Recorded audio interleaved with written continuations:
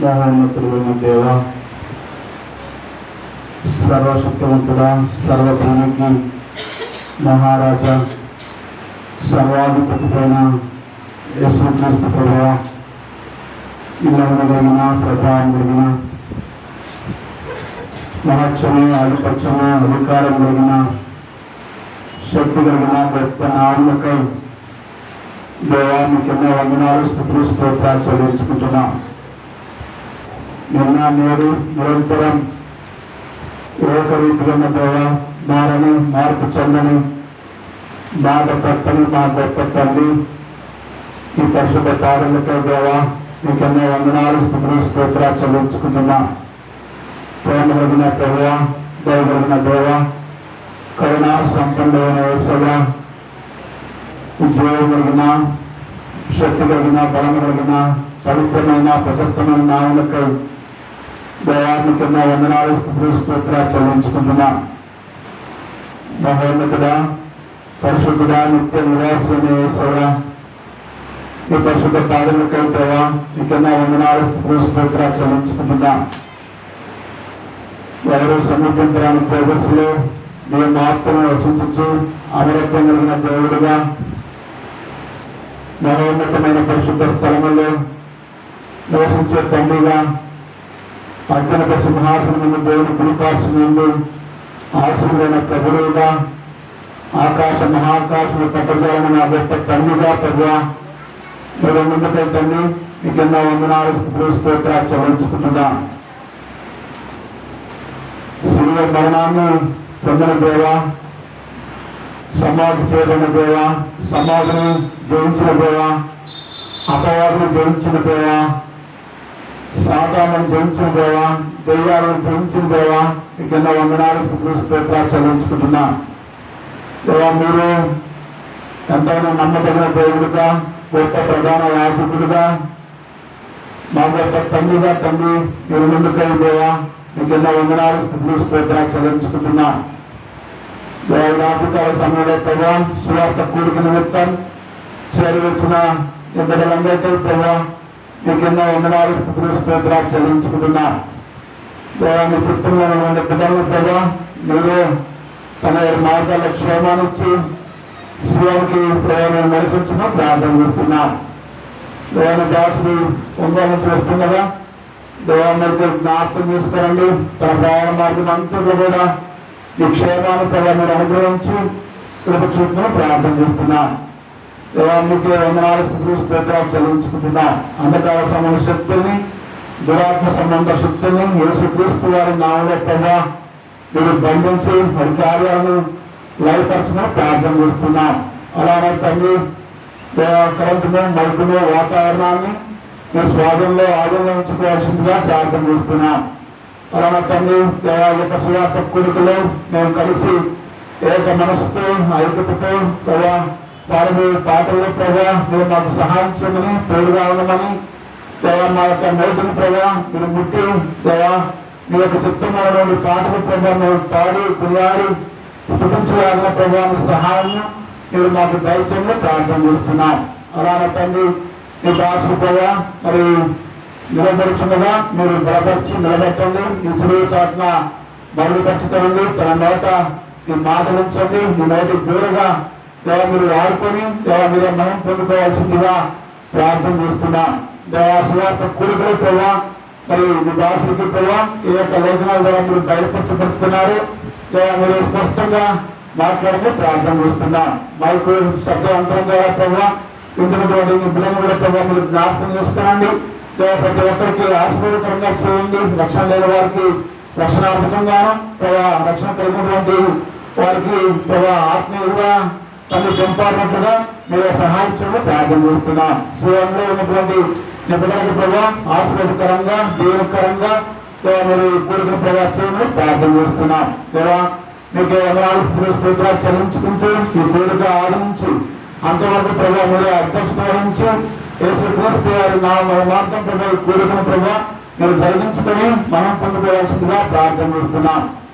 మీకు వందనాలు, స్తోత్రాలు చెల్లించుకుంటూ మరొకసారి నీ బిడ్డలను ప్రభావ దైవ హస్తాలకు అప్పగించుకుంటూ మొన్న సమయాన్ని కూడా ప్రభావ మా అందరికీ ఆశ్రయకరంగా చేయమని వేడుకుంటూ నీకు ఘనత మహిమ స్థుతులు ప్రభావాలు ఆరోపించుకుంటూ చెల్లించుకుంటూ యేసుక్రీస్తు వారి దివ్యమైన ప్రశస్తమైన శ్రేష్టమైన ప్రసిద్ధమైన నామంలో గణపరిచి ప్రార్థించి స్థుతించి వేడుకుంటున్నా తండ్రి. ఆమేన్.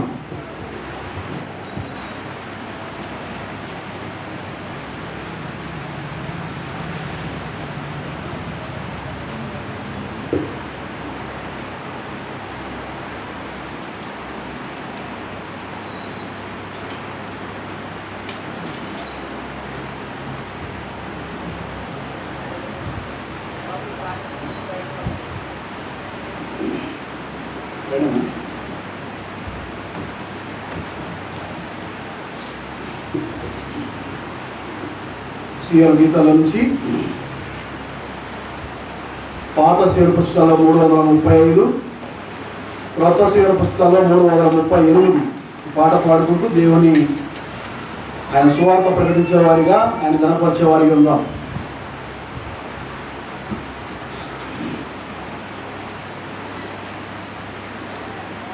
పరుగిడరా సోదరుడా, ప్రభు సన్నిధి నీవు చేరుటకై, ప్రభు సన్నిధి నీవు చేరుటకై పరుగిడరా.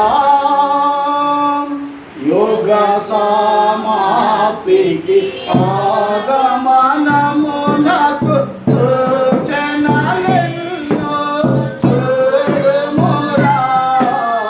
యోగ సమాప్తికి ఆగమనమునకు సూచనలెన్నో చూడుమురా.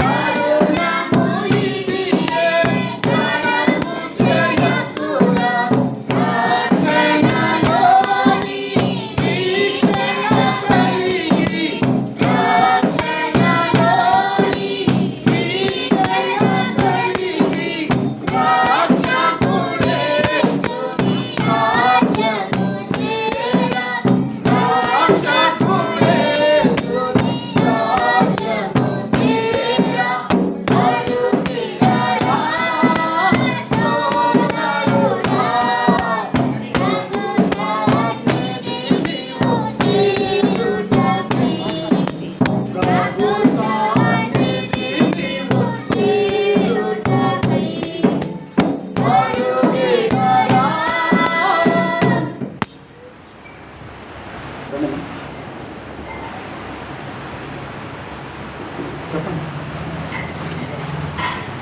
ఒకటే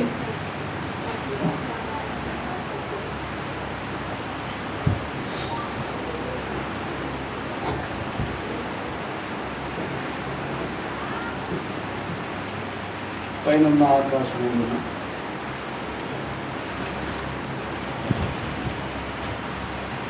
379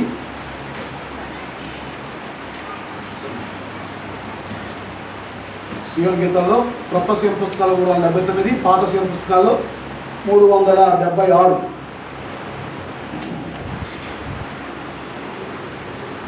పైనున్న ఆకాశమందున క్రిందున్న భూలోకమందున పైనున్న ఆకాశమందున క్రిందున్న భూలోకమందున లేదు రక్షణ ఏ నామమున లేదు పాప విమోచన లేదు పాప విమోచన పైనున్న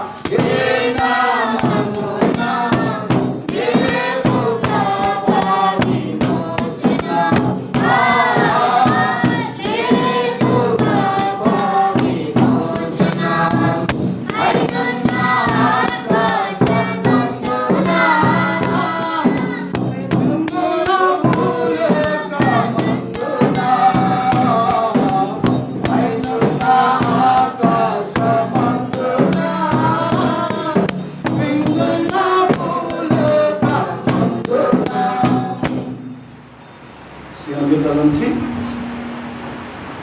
పాత సేమ్ పుస్తకాలు 348, కొత్త సేమ్ పుస్తకాలు 351.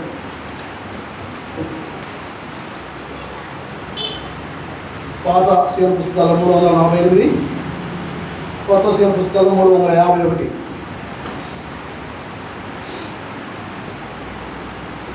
రండి రండి యేసుని యొద్దకు రమ్మనుచున్నాడు. రండి రండి యేసుని యొద్దకు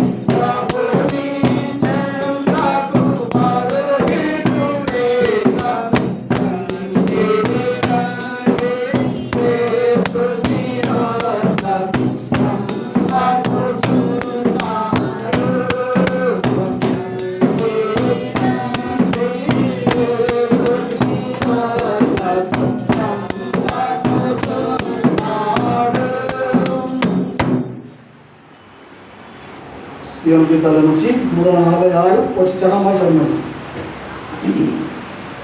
శివుని గీతాల నుంచి పాత శివుని పుస్తకాలు 346, కొత్త శివుని పుస్తకాలు 349.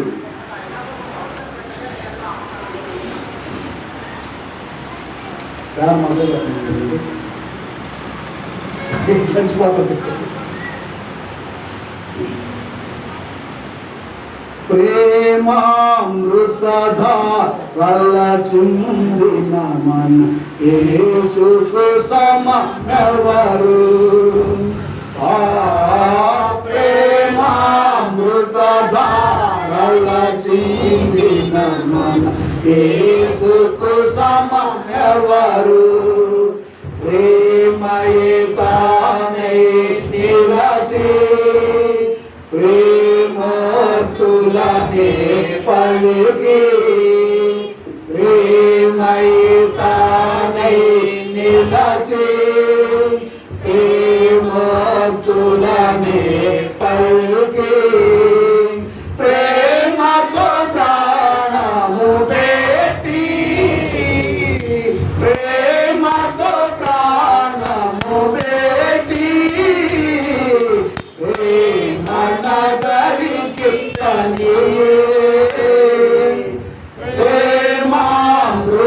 ప్రేమామృతధారల చిందిన మన యేసుకు సమమెవరు? ప్రేమామృతధారల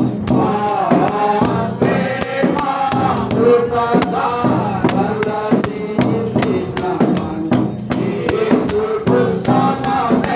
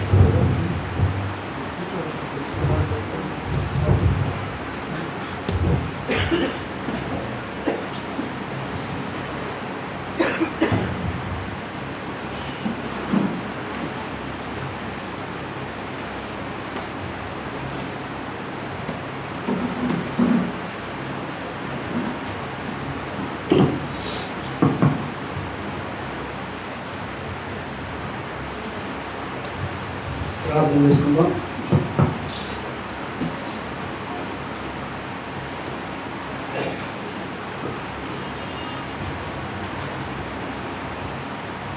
మహాపరిశుద్ధుడైన గొప్ప తండ్రి, సర్వశక్తిమంతుడా, సర్వభూమికి మహారాజా, సర్వాధికారి అయిన యేసయ్య, ఈ పరిశుద్ధ పాదములకై దేవా మీకు ఎన్నో వందనాలు, స్తుతులు, స్తోత్రాలు చెల్లించుకుంటున్నా. సర్వ సృష్టికి ఆది సంభూతుడా, సమస్తములకు ఆధారభూతుడా, మా రక్షణకు సకల ఆశీర్వచనలకు కారణభూతుడైన యేసయ్య, మీ పరిశుద్ధ పాదములకై దేవా మీకు ఎన్నో వందనాలు, స్తుతులు, స్తోత్రాలు చెల్లించుకుంటున్నాం. ఆశ్చర్యకరుడా, ఆలోచనకర్త, బలవంతుడు దేవా, నిత్యుడు తండ్రి, సమాధానాధిపతి కర్తయ్య దేవా, నీ శక్తి కలిగిన, జీవం కలిగిన, బలం కలిగిన గొప్ప నామములకై దేవా మీకు ఎన్నో వందనాలు, స్తుతులు, స్తోత్రాలు చెల్లించుకుంటున్నాం. దేవా ఈ రాత్రికాల సమయంలో ప్రభువా పరిశుభార్త కొడుకు నిమిత్తం ప్రభా చేరి వచ్చిన ఈ బిడ్డలందరికీ ప్రభావ మీకు ఎన్నో వందనాలు, స్తుతులు, స్తోత్రాలు చెల్లించుకుంటున్నాం. దేవా ఇంకా ప్రభావ రావాల్సిన బిడ్డ కొరకు ప్రార్థన చేస్తున్నాం. నీ చిత్తంలో ఉన్నటువంటి బిడ్డల ప్రభావ మీరు నడిపించమని ప్రార్థన చేస్తున్నాం. నీ దాసుని కూడా ప్రభావ నీ క్షేమాన్ని ఇచ్చి ప్రభావ మా మధ్యకు దేవా మీరు నడిపించినందుకే తండ్రి మీకు ఎన్నో వందనాలు, స్తుతులు, స్తోత్రాలు చెల్లించుకుంటున్నాం. దేవా ఇంకొక దగ్గర కూడా ప్రభావ మీరు మా దగ్గరికి తన సీఎంకు ప్రభావ మీరు నడిపించినందుకే దేవా మీకు ఎన్నో వందనాలు, స్తుతులు, స్తోత్రాలు చెల్లించుకుంటున్నాం. ఇప్పుడు ప్రభావ పాడిన పాటల్లో దేవా మీరు మాకు తోడుగా ఉన్నందుకై దేవా మీకు ఎన్నో వందనాలు, స్తుతులు, స్తోత్రాలు చెల్లించుకుంటున్నాం. మేము పాడిన పాటల ద్వారా ప్రభావ మీరు మహిమ పొందాలని మేము నమ్ముతున్నాం. మీ చిత్రంలో ఉన్న పాటల ప్రభావ మేము పాడి కొనియాడటానికి దేవా మీరు మా గురించిన గొప్ప భాగ్యానికై ధన్యతకై ప్రభావ మీకు ఎన్నో వందనాలు, స్తుతులు, స్తోత్రాలు చెల్లించుకుంటున్నాం. దేవా సువార్త వర్తమాన నిమిత్తం ప్రభావ ఈ దాసుడు ప్రభావ నిలబడుచుండగా తండ్రి ప్రభావ మీరు బలపరిచి నిలబెట్టమని ప్రార్థన చేస్తున్నాం. దేవాన్ని శ్రీ చోట ప్రభావ నీ దాసుని మరుగుపరుచుకొని దేవా తన నోట నీ మాట నుంచి ప్రభావ నీ నోటి బోరగా బలమైన సాధనంగా ఆయుధంగా పనిముట్టుగా ప్రభావ మీరు వాడుకోమని ప్రార్థన చేస్తున్నాం. దేవా ఇప్పుడు ప్రభావ మీరు మాకు సహాయం చేస్తూ వచ్చినందుకై దేవా మీకు ఎన్నో వందనాలు, స్తుతులు, స్తోత్రాలు చెల్లించుకుంటున్నాం. కరెంటును వాతావరణాన్ని ప్రభావ మైకును ప్రభావ స్వాధీనంలో ఆచరణ ఉంచుకోవాల్సిందిగా ప్రార్థన చేస్తున్నాం.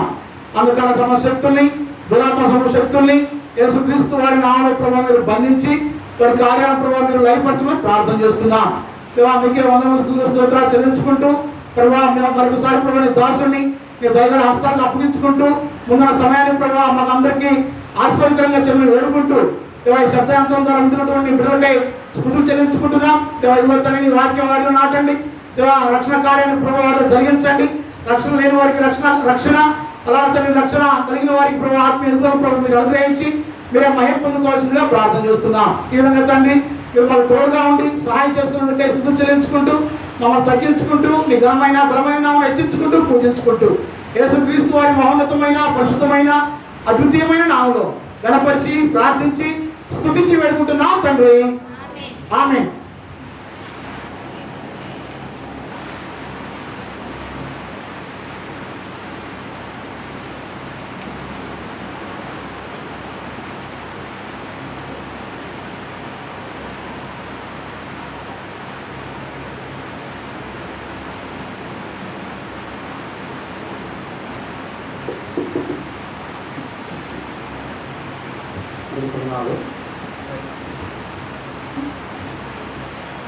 సాయంకాలము సువార్త కొరకై వాక్యంలో నుండి కొన్ని లేఖన భాగాలు మనం జ్ఞాపకం చేసుకొని ఇప్పుడు మనం నేర్చుకున్నాము. ఇది గుడ్ ఫ్రైడే సందర్భంగా ఈ కాలం కూడా మీటింగ్ కలిగి ఉండడానికి అనేక స్థానిక సంఘాల్లో కూడా ప్రభు సహాయపడవచ్చు. కానీ యేసుక్రీస్తు వారు ఏదో ఈరోజు మరణించాడని చెప్పి బైబిల్లో మనకి అట్లా ఏం లేదు. కానీ ఆయన మరణించింది మాత్రం వాస్తవం. ఆయన మరణించి సమాధి చేయబడి తిరిగి లేచడం వాస్తవము. కానీ ఇదే తారీఖు ఇట్లా మరణించాడని చెప్పి మనకు ఆధారాలు ఏం లేవు బైబిల్లో. కానీ యేసుక్రీస్తు యొక్క మరణం వాస్తవము, ఆయన పుట్టుక వాస్తవము. ఆయన లేచింది వాస్తవము, ఆయన మరలా తిరిగి రాబోయేది కూడా వాస్తవమైన సంగతి. కనుక మనం యేసుక్రీస్తు ప్రభు కొరకు మన రక్షణ కాపాడుకొని పరలోక రాజ్యం చేరినట్లు మనం ప్రతిదినము జాగ్రత్త పడవలసిన వారమై ఉంటున్నాం. కనుక ఈ సువార్త కూడి కొరకై దేవుని వాక్యంలో నుండి కొన్ని వచనాలు మనం జ్ఞాపకం చేసుకొని తర్వాత మనం ఈ కొడికి ముగించుకుంటాము.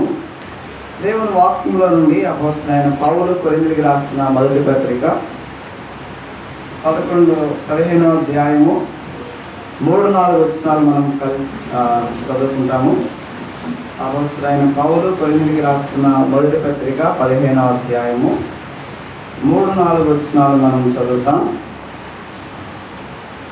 నాకు ఇవ్వబడిన ఉపదేశమును మొదట మీకు అప్పగించుకుని, అదేమనగా లేఖనముల ప్రకారము క్రీస్తు మన పాపము నిమిత్తము మృతి పొందెను, సమాధి చేయబడెను, లేఖనముల ప్రకారము 3వ దినమున లేపబడెను. క్రీస్తు మన పాపము నిమిత్తము మృతి పొందెను, సమాధి చేయబడెను, లేఖనముల ప్రకారము 3వ దినమున లేపబడెను. ఇక్కడ ఒక వచ్చిన మనం జ్ఞాపకం చేస్తే ప్రతి సందర్భంలో కూడా మన మన మన అనే మాట అక్కడ వాడుతూ వచ్చారు. కనుక యేసుక్రీస్తు ప్రభువు గారి యొక్క శిలువ కార్యం ఎవరి కొరకు? మన కొరకు. ఆయన లేఖనముల ప్రకారం ఏం చేయబడ్డాడు? చనిపోయి సమాధి చేయబడి మరలా తిరిగి లేఖనముల ప్రకారము లేపబడుతూ వచ్చాడు. యేసు ప్రభువు ఎప్పుడు చనిపోయాడు? ఆయన చనిపోయి ఆయన భూమి మీదకి వచ్చి దాదాపు 2025 సంవత్సరాల క్రితం ఆయన ఈ భూమి మీదకి వచ్చారు. ఈ భూమి మీద ఎన్ని సంవత్సరాలు ఉన్నాడు యేసుక్రీస్తు వారు? దాదాపు 33.5 సంవత్సరం ఈ భూమి మీద ఉన్నాడు. ఈ భూమి మీద పరిచర్య చేశాడు. ఆయన వచ్చిన పని తుదముట్టించాడు. ఇప్పుడు ఆయన చనిపోయాడు, సమాధి చేయబడ్డాడు. ఇప్పుడు ఆయన తిరిగి లేపబడ్డాడు, పరలోకానికి వెళ్ళాడు. పరలోకానికి వెళ్ళిన యేసుక్రీస్తు వారు ఇంకా మళ్ళీ తిరిగి రాలా. ఆయన రాకడ సమయం కూడా చాలా సమీపంగా ఉంది. అందుకే ఇప్పుడు ఒక కాలం ఇచ్చి వెళ్ళాడు. ఈ కాలం ఏంటంటే కృపాకాలం. ఈ కృపాకాలము ఎప్పటి వరకు? యేసుక్రీస్తు వారు సిలువ వేయబడిన దగ్గర నుండి రేపు ఆయన మధ్యాకాశమునకు వచ్చే వరకు ఉండే కాలాన్ని ఏ కాలం అంటారు? కృపాకాలము అని చెప్పి అంటారు. ఇంకో కాలం ఉంది, కడబోర కాలం. కడబోర కాలం ఎప్పుడు? యేసుక్రీస్తు వారు మధ్యాకాశమునకు వచ్చి ఆయన బోర ఊదే కాలాన్ని కడబోర కాలం అంటారు. అదే కడబోర కాలం. అప్పుడు ఆయన రాకడ సమీపము.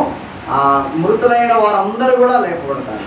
సరే, ఇప్పుడు ఈ గుడ్ ఫ్రైడే సందర్భంలో మనం ఉదయకాలం నుండి మీటింగ్ కలిగి ఉన్నాం.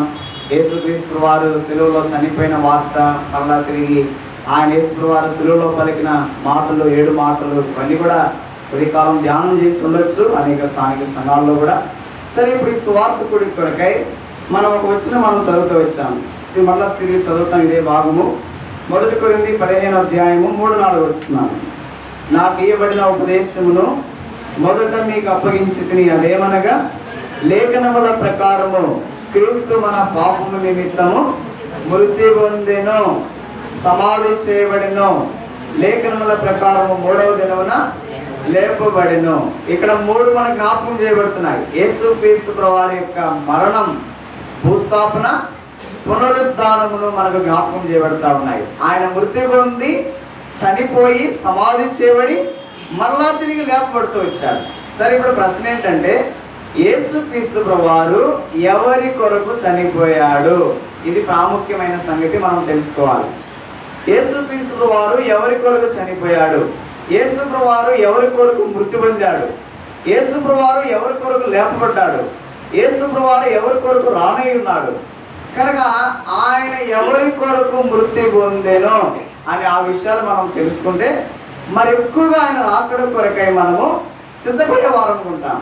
సరే, ఈ మనము ముందుకు దేవుని యొక్క వాక్యంలో ముందుకు వెళ్ళే సమయంలో ఇప్పుడు మన ముఖ్య అంశం ఏంటంటే యేసుక్రీస్తు ప్రభువారు ఎవరి కొరకు మృతి పొందెను అనే విషయాలు మనము ఒక 4 సంగతులు మనం జ్ఞాపకం చేసుకొని ఈ సువార్త కూడికి మనం ముగించుకుంటాం. మొదటిది, యేసుక్రీస్తు వారు ఎవరి కొరకు మృతి పొందాడు? చూడండి, మొదటి సంగతి మనం జ్ఞాపకం చేస్తాం. రోమిలికి రాసిన పత్రిక 5వ అధ్యాయము 8వ వచనం. అపోస్తలుడైన పౌలు రోమిలికి రాసిన పత్రిక 5వ అధ్యాయం 8వ వచనం. అయితే దేవుడు మన ఎడల తన ప్రేమను వెల్లడిపరుచున్నాడు. ఎట్లనగా మనం ఇంకను పాపులమై ఉండగానే క్రీస్తు మన కొరకు చనిపోయెను. కనుక మొదటిది యేసుక్రీస్తు వారు ఎవరి కొరకు చనిపోయాడు అంటే ఇక్కడ మనం చూస్తూ వచ్చాం. మనం ఇంకను పాపులమై ఉండగానే, పలకండి, మనం ఇంకను పాపులమై ఉండగానే క్రీస్తు మన కొరకు చనిపోయెను. కనుక ఇప్పుడు చెప్పండి, యేసు వారు ఎవరి కొరకు చనిపోయాడంట? ఇప్పుడే మనం చదివాం. పాపుల కొరకు యేసుక్రీస్తు వారు సిలువలో చనిపోయాడు. అంతేగాని ఆయన ఏదో న్యాయం చేశాడు, యూదులకు రాజు అని చెప్పుకున్నాడు, ఆయన ఏదో భూలోకంలోకి వచ్చి ఒక రాజ్యాన్ని స్థాపించాలని చెప్పి ఆయన సిలువ వేశాడు, ఆ సంగతులు కాదు. దేవుని యొక్క వాక్యంలో ప్రభువైన యేసుక్రీస్తు వారు ఆయన సిలువ మరణాన్ని గురించి చక్కగా మనకు వర్ణిస్తూ వచ్చాడు అపోస్తలుడైన పౌలు. కనుక యేసుక్రీస్తు వారు అసలు ఎవరి కొరకు చనిపోవాల్సి వచ్చింది అంటే, మనం ఇంకనూ పాపులమై ఉండగానే క్రీస్తు యుక్త కాలమున భక్తిహీనుల కొరకు, అక్కడ రాయబడింది పాపుల కొరకు ఆయన చనిపోయాను అని చెప్పి రాయబడింది. కనుక ప్రియమైన సహోదరి సహోదరుడా, యేసుక్రీస్తు ప్రభువారు ఆయన మరణానికి కారణం ఏదో యూదులు రాజుగా చెప్పుకున్నందుకు కాదు, ఏదో ఆయన భూమి మీదకి వచ్చి ఏదో రాజ్యాన్ని స్థాపించాలని చెప్తే ఆయన చంపేసిన విషయాలు కాదు. ఆయన మరణము పాపులమైన మన కొరకే. కనుక ఎవరు పాపులు అంటే దేవుని యొక్క వాక్యంలో మనకు తెలుసు. రోమీయులకు రాసిన పత్రిక 3వ అధ్యాయము 23వ వచనం. ఎవరు పాపులంట? రోమీయులకు రాసిన పత్రిక 3వ అధ్యాయం 23వ వచనం. ఏ భేదము లేదు, అందరూ పాపం చేసి దేవుడు అనుగ్రహించు మహిమను పొందలేకపోతున్నారు. దేవుని వాక్యంలో రాయబడింది పాపులు ఎవరంట?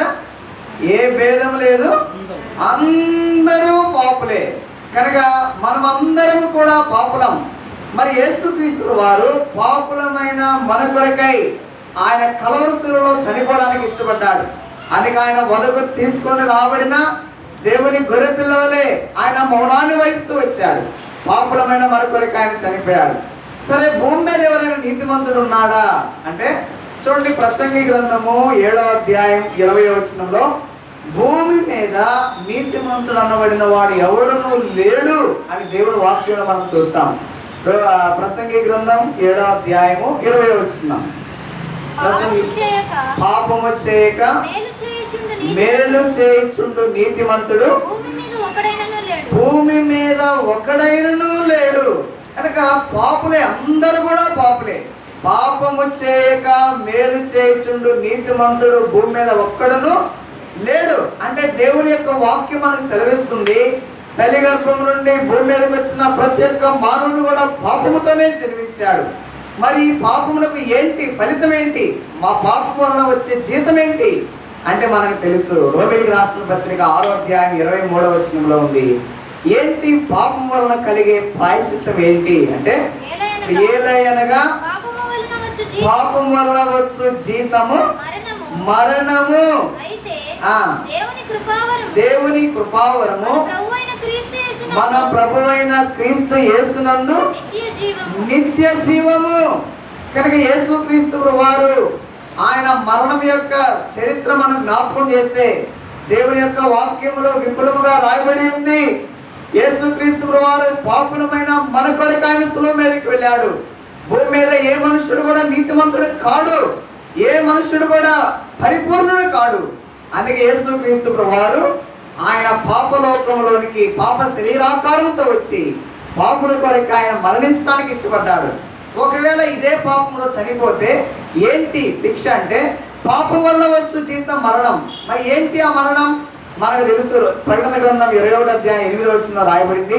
అక్కడ పాపపు లిస్ట్ ఉందన్నమాట. పిరికివారు, అవిశ్వాసులు, అసహ్యులు, నరహంతకులు, వ్యభిచారులు, మాంత్రికులు, విగ్రహారాధికులు, అబద్ధికులు అందరూ అగ్ని గంధకములతో కూడిన మండుగుండములో పాల్గొందుదురు. ఇది ఎన్నో మరణం అంట? ఇది 2వ మరణం. కనుక పాపములో చనిపోయిన ప్రతి ఒక్క వ్యక్తి 2వ మరణానికే పాత్రుడు. ఏంటి ఆ 2వ మరణం అంటే, అగ్ని గంధకాలతో కూడిన మండుగుండం. ఇప్పుడు యేసుప్రభువారు నమ్ముకొని చనిపోయిన వారందరికీ కూడా ఇప్పుడు సాధారణంగా ఒక మరణమే. ఇప్పుడు చనిపోతాం అంతే, మరలా తిరిగి నిత్య జీవంలో యేసుక్రీస్తు ప్రభువారితో మనం ఉంటాం. మరి యేసు ప్రభువారు నమ్ముకోకుండా చనిపోయిన వాడికి ఇక్కడ మరణము, తర్వాత పాపములో చనిపోయిన అగ్ని గంధకాలతో కూడిన మండుగుండము రెండవ మరణం. కనుక ప్రభువుని అంగీకరించకుండా చనిపోయిన వారు రెండు మరణాలతో వాళ్ళు వేదన చెందాలి. అయితే ఇక్కడ యేసుక్రీస్తు ప్రభువుని అంగీకరించిన మనమందరం కూడా ఆయన రెండవ మరణం నుండి మనం తప్పించబడుతూ ఉన్నాం. కనుక ప్రియమైన సహోదరి సహోదరుడా, ఏదో గుడ్ ఫ్రైడే పండగ సందర్భంగా చాలామంది ఏదో ఫెస్టివల్ కాబట్టి కొంతమంది వచ్చి ఉండొచ్చు, కానీ రక్షణ లేకుండా యేసు ప్రభువుని నమ్ముకోకుండా నీవు పాపములోనే జీవిస్తే పాపముతో పాటు నిత్య శిక్ష నరకమునకు నువ్వు వెళ్ళిపోతావు. అందుకే యేసుక్రీస్తు వారి కాలం సంపూర్ణమైనప్పుడు ఆయన దేవాది దేవుడై ఉండి మానవుడిగా ఆయన ఈ భూమి మీదకి వచ్చాడు. ఆయన దేవాది దేవుడై ఉండి ఒక కుమారుడిగా సామాన్యమైన కనిగర్భమున ఈ భూమి మీదకి వచ్చాడు. ఈ భూమి మీద 33.5 సంవత్సరం జీవించాడు. ఆయనలో పాపము లేదు, పాపం ఎరుగని వ్యక్తి. యేసుప్రభువారు అంటే ఎవరంటే పాపము లేని, పాపం చూడని, పాపం ఎరుగని వ్యక్తి యేసుక్రీస్తు వారు. ఆయన పాపుల కొరకై ఈ భూమి మీదకి వచ్చాడు. పాపులంటే ఎవరంటే ఎవరు కూడా నీతిమంతులైన వారు అందరూ పాపులే. పాపం అంటే ఏంటి? ఆజ్ఞాతిక్రమము పాపము. మరి నా పాపమునకు ఏంటి? నా పాపమునకు ఫలితం ఏంటి అంటే పాపం వలన వచ్చు జీతం మరణం. మరి నా పాపాలు ఎవరు క్షమిస్తారు? పాపులను రక్షించుటకు క్రీస్తు యేసు లోకమునకు వచ్చెను. 1 తిమోతి 1:15 యేసుక్రీస్తు వారు పాపులను రక్షించుట కొరకై ఆయన దేవాది దేవుడిగా ఈ భూమి మీదకి వచ్చారు. ఇప్పుడు నా పాపాలు ఎట్లా క్షమిస్తాడు చెప్పండి? యేసుప్రభువు వారు మన పాపములు ఎలా క్షమిస్తాడు? ఎవరికైనా తెలుసా? యేసుప్రభువు వారు మన పాపములు ఎలా క్షమిస్తాడు అంటే ఏదో ఒక టెంకాయలు కొట్టి లేకపోతే కొన్ని అర్పణలు అర్పిస్తే అట్లా మన పాపములు పోవు. ఈ కోడలు తీసుకొని వచ్చి, మేకలు తీసుకొని వచ్చి, గొర్రెలు తీసుకొని వచ్చి వాటి ద్వారా మన పాపములు పోవు. మన పాపములకు విరుగుడు ఏంటి అంటే మనకు వాక్యం తెలుసు కదా, 1 యోహాను పత్రిక 1వ అధ్యాయం 7వ వచనం ఏముంది? మన పాపములను మనము ఒప్పుకొనిన ఎడల ఏం చేస్తాడు ఆయన? నమ్మదగిన వాడు నీతిమంతుడు కనుక సమస్త దుర్నీతి నుండి మనలను కడిగి పవిత్రుడు. అంతే. నువ్వు ఏ స్థలంలో ఉన్నా, ఎక్కడున్నా, యేసు ప్రభువా నేను పాపినయ్యా, పాపముతో జీవించాను, పాపం చేశాను, నన్ను క్షమించని చెప్పి ఒక్క మాట ప్రార్థన చేస్తే చాలు. ఇంతే. ఇంక నువ్వేం చేయాల్సిన అవసరం లేదు. నీ పాపములకు విరుగుడు అయిపోయినట్లే, నీ పాపములు క్షమించబడినట్లే.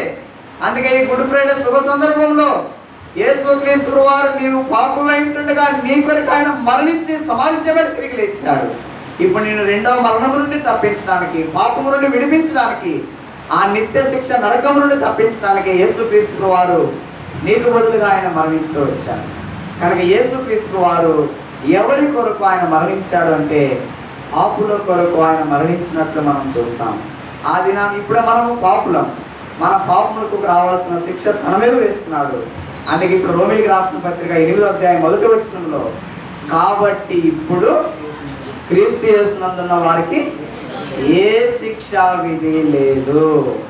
ఇప్పుడు ఆ క్రీస్తు యేసులో ఉంటే చాలు. నువ్వెంత పాపం చేసినా, ఎన్ని అబద్ధములు, దొంగతనములు, మోసములు, నరహత్యలు, పాపము, వ్యభిచారము, అపవిత్ర సంబంధమైన ఎటువంటి కార్యక్రమాలు చేసినా యేసు ప్రభు దగ్గరికి వచ్చి నీ పాపములు ఒప్పుకొనిన వెంటనే నీ పాపములు క్షమించబడతాయి, నువ్వు నీతిగా తీర్చబడినట్లు. ఇప్పుడు క్రీస్తు యేసునందున్న వారికి ఏ శిక్ష లేదు. కనుక నువ్వు దానికి ఏమి భూదానము, గోదానము నువ్వేం చేయాల్సిన అవసరంలా. నీ పాపముల కొరకు ఒక వ్యక్తి సులువు మీదకి వెళ్ళి ప్రాణాన్ని అర్పించాడని నువ్వు గ్రహిస్తే చాలు. యేసు ప్రభువుని నీ నోటితో ఒప్పుకొని ఆయన నీ పాపముల కొరకు తిరిగి లేచాడని నీ హృదయమందు విశ్వసిస్తే చాలు. అంతే, నువ్వు రక్షించబడినట్లే, నీ పాపములు క్షమించబడినట్లే లెక్క. కనుక ప్రియమైన సహోదరి సహోదరుడా, యేసుక్రీస్తు వారు మొదటిగా ఆయన మన పాపముల కొరకు చనిపోయాడు. రెండవది యేసుక్రీస్తు వారు ఎవరి కొరకు చనిపోయాడు? రెండవ సంగతి మనం చూస్తాం. చూడండి, దేవుని యొక్క వాక్యంలో అక్కడే రాయబడి ఉంది. రోమిలికి రాసిన పత్రిక 5వ అధ్యాయము 6వ వచనం. రోమిలికి రాసిన పత్రిక 5వ అధ్యాయము 6వ వచనం మనం చూస్తాం. ఏలైనగా మనం ఇంకా బలహీనులమై ఉండగా క్రీస్తు యుక్త కాలమున భక్తిహీనుల కొరకు చనిపోయేను. చాలు. రెండవది యేసుక్రీస్తు వారు ఎవరి కొరకు చనిపోయాడు అంటే భక్తిహీనుల కొరకు చనిపోయాడంట. ఎవరు భక్తిహీనులు? యేసు ప్రభువును అంగీకరించకుండా ఏదో సామాన్యంగా ఎక్ సంబంధమైన జీవితం జీవిస్తూ భక్తి వైరాగ్యాల్లో ఇతర పూజా పునస్కారాలతో ఉండి రక్షణ లేకుండా ఉన్న వారందరూ కూడా భక్తిహీనులు. భక్తిహీనులు అంటే భక్తి లేదు, ఏదో భక్తి అని చెప్పి చెప్పుకుంటున్నారు కానీ వారు నిజమైన భక్తి పరులు కాదు, యేసు ప్రభువును అంగీకరించలేదు కనుక వాళ్ళందరూ కూడా భక్తిహీనులు. మరి యేసు ప్రభు వారు అలాంటి భక్తిహీనుల కొరకు చనిపోయాడంట. ఒక నీతిమంతుడి కొరకు ఒక నీతిమంతుడు చనిపోవడం అరుదు, ఒక మంచి మనిషి కొరకు ఒక మంచి మనిషి చనిపోవడం అరుదు. కానీ యేసుక్రీస్తు వారు పాపులమైన భక్తిహీనులమైన మన కొరకు ఆయన శిలువ మీదకి వెళ్తూ వచ్చారు. సరే, ఇప్పుడు ఈ భక్తిహీనులకు ఏముంది అంటే వారికి శిక్ష ఉందంట. చూడండి 2వ పేతురు పత్రిక. ఈ భక్తిహీనులందరి కొరకై ఆయన ఒక శిక్ష యావత్తును సృష్టించినట్లు మనం చూస్తాం. చూడండి 2వ పేతురు పత్రిక 2వ అధ్యాయము 5వ వచనంలో అక్కడ భక్తిహీనుల సమూహం మీదకి శిక్ష వచ్చినట్లు మనం చూస్తాం.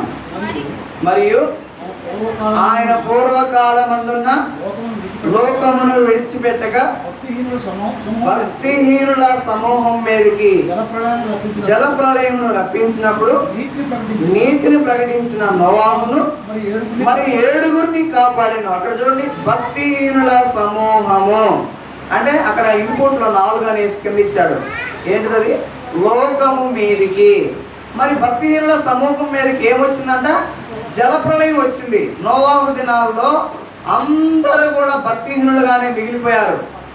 నోవాహు వచ్చి ఓడను తయారు చేసి, దయచేసి యేసు ప్రభువుని నమ్ముకొనండి, యేసు ప్రభు వారు నీ పాపుల కొరకు శిలువలో క్రయాన్ని చెల్లించాడు, యేసుక్రీస్తు వారు మళ్ళా ఇప్పుడు ఆ భూమి మీదకి వర్షం తీసుకొని రాబోతున్నాడు, 40 రోజులు రాత్రింబగళ్ళు భయంకరమైన వర్షం కురవబోతుంది, దయచేసి మీరు యేసు ప్రభువుని నమ్ముకోండి, మీ పాపములు కడుక్కోండి, శుద్ధి చేసుకోనండి, మీరు ఓడలోనికి రండి అని చెప్పి 40 రోజులు కంఠోపాఠముగా 120 దినాలు సువార్త ప్రకటించాడు.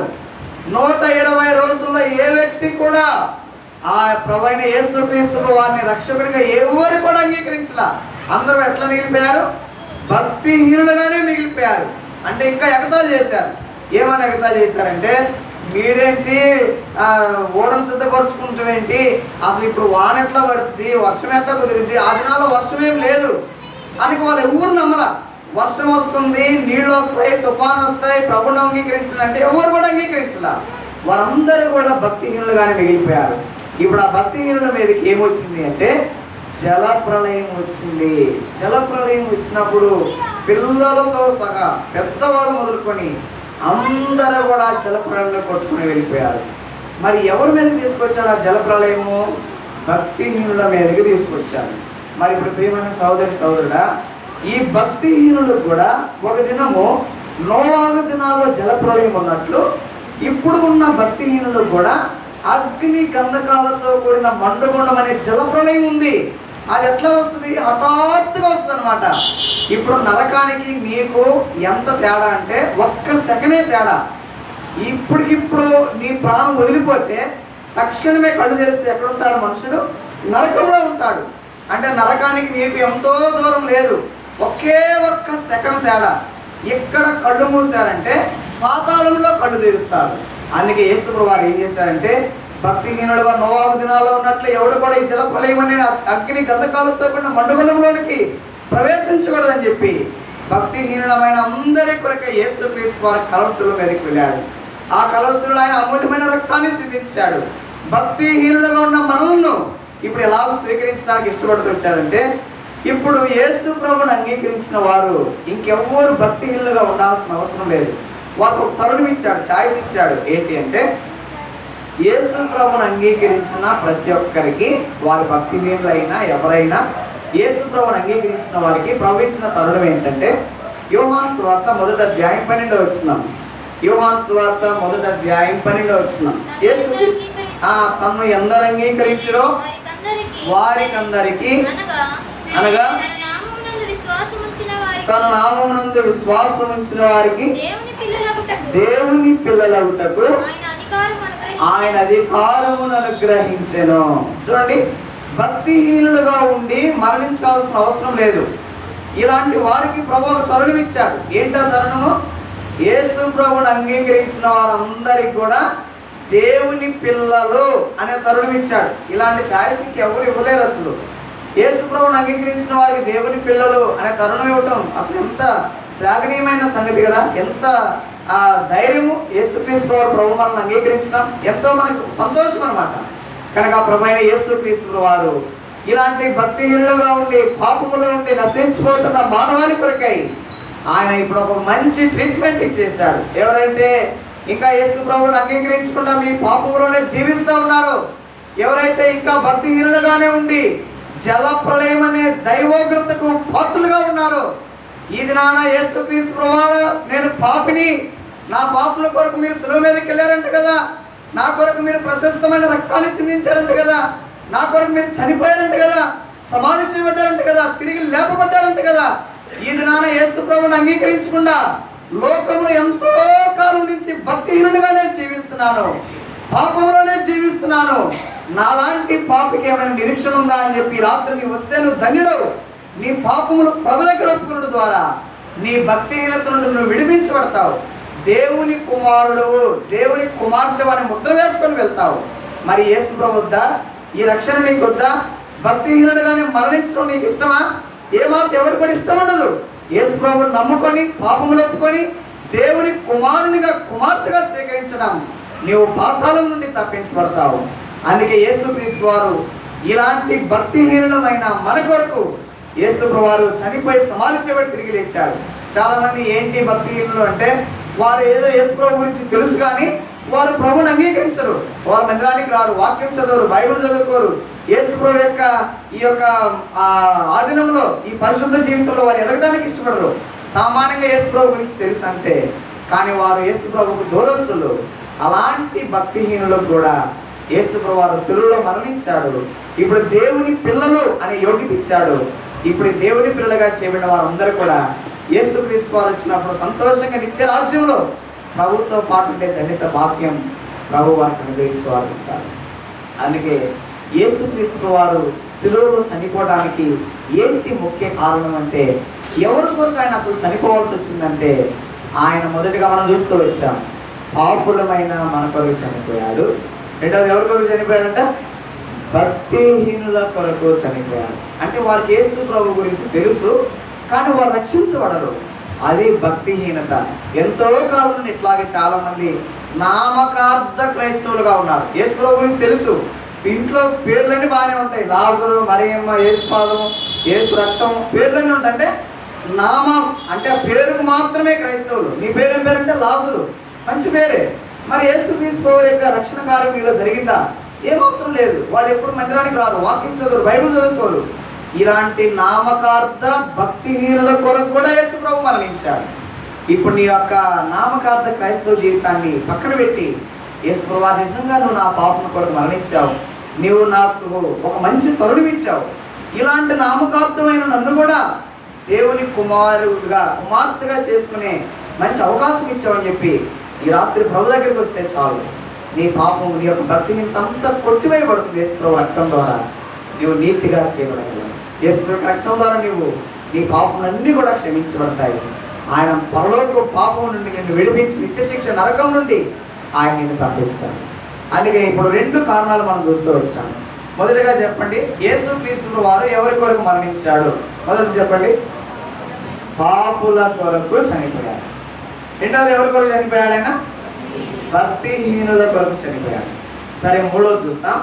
యేసుక్రీస్తు వారు ఎవరి కొరకు చనిపోయాడు? చూడండి, దేవుని యొక్క వాక్యంలో నుండి ఆయన మరణం గురించి మనం చూస్తాం. మొదటి పేతురు పత్రిక 3వ అధ్యాయము 18వ వచనం. మొదటి పేతురు పత్రిక 3వ అధ్యాయము 18వ వచనం. యేసు వారు ఎవరి కొరకు చనిపోయాడు మనం చూస్తాం. చూడండి, ఏలయనగా మనలను దేవుని యొద్దకు తెచ్చుటకు అనీతిమంతుల కొరకు నీతిమంతుడైన క్రీస్తు శరీర విషయంలో చంపబడి, ఇక్కడ వరకండి, అనీతిమంతుల కొరకు నీతిమంతుడైన క్రీస్తు శరీర విషయంలో చంపబడి కనుక యేసు ప్రభువారు ఎవరి కొరకు మరణించాడు అంటే అనీతిమంతుల కొరకు ఆయన మరణించాడంట. భూలోకంలో ఎవరు నీతిమంతులు కాదు, ప్రతి ఒక్కరు కూడా భక్తిహీనత పాపంలోనే ఉన్నారు. మరి యేసుక్రీస్తు వారు ఆయన నీతిమంతుడు. యేసుక్రీస్తు వారికి రక్తము నీతి, ఆయన జీవితము నీతి. యేసుక్రీస్తు వారు ఏం చేశాడంటే అనీతిమంతుల కొరకై నీతిమంతుడుగా వచ్చి శరీర విషయంలో శ్రమపడి ఆయన మరలా తిరిగి మూడో దినాన తిరిగి లేపడుతూ వచ్చారు. అక్కడ రాయబడింది శరీర విషయంలో శ్రమపడి అని చెప్పి. మరి ఏంటి శరీర విషయంలో శ్రమ అంటే చాలా ఉన్నాయి. యేసు ప్రభువారు శరీర విషయంలో శ్రమపడిన కార్యాలు చాలా ఉన్నాయి. ఏమేమి కార్యాలంటే ఆయనకు మంచి రూపం ఉంది, ఆయన దేవుని ఒక వాక్యంలో ఉంది. ఆయన ధవళావర్ణుడు రత్నావర్ణుడు అని చెప్పి రాయబడింది. మరి ఇలాంటి అనీతిమంతుల కొరకు యేసు ప్రభువారు ఏం చేశాడంటే ఆ మంచి రూపాన్ని కోల్పోయాడు. మంచి రూపం, ఆయన మంచి సొగసు కలిగిన వాడు, దివ్య సుందరుడు యేసు ప్రభువారు. ఇప్పుడు ఆయన మంచి స్వరూపాన్ని కోల్పోయాడు. తర్వాత ఆయన మంచి పేరుంది, పరలోకంలో నిరంతరం ఏం చేస్తాడు, ఆయన ఆరాధించబడతాడు. పరిశుద్ధుడు పరిశుద్ధుడు పరిశుద్ధుడు అని చెప్పి ఆరాధించబడతాడు అనమాట. మరి భూమి మీదకి వచ్చేసరికి పరిస్థితి ఎట్లా ఉందంటే అందరి చేత తృణీకరించబడుతున్నాడు. చాలా మంది ఆయన తృణీకరిస్తున్నారు. ప్రధాన యాజకులు శాస్త్రులు సైతం వచ్చి నీవు క్రీస్తు కదా, ఇప్పుడు సులువు మీద నుండి దిగితే మేము నమ్ముతామని చెప్పి అంటున్నారు. తర్వాత ఆయన యొక్క శిష్యుడు కూడా ఇస్కరియోతు యూదా బోధకుడా నీకు శుభమని చెప్పి వచ్చి ముద్దు పెట్టుకొని ఆయన అప్పగించడానికి ఇష్టపడ్డాడు. అంటే యేసు ప్రభువారు వాళ్ళకు ఒక ఆట బొమ్మలాగా అయిపోయాడు.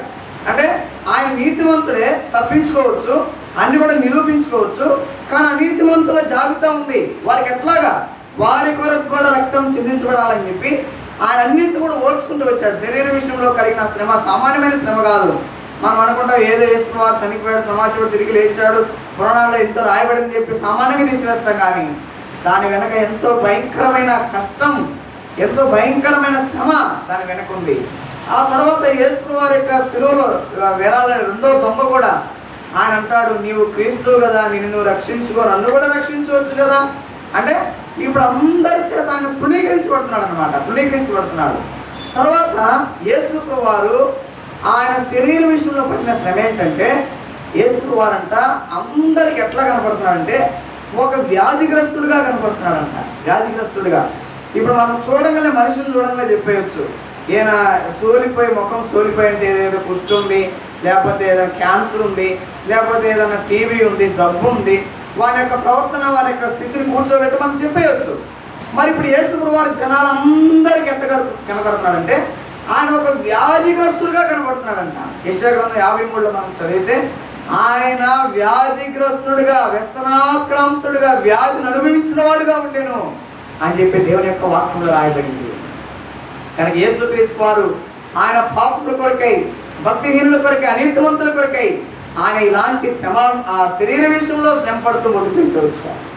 ఆయన శ్రమ సామాన్యమైన సంగతి కాదు.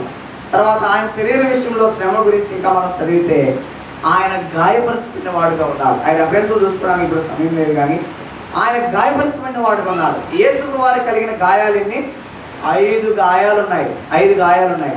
ఏమేమి గాయాలు? మొదటి గాయం వచ్చేసి యేసుక్రీస్తు వారి యొక్క వీపు మీద కొరడా దెబ్బలు.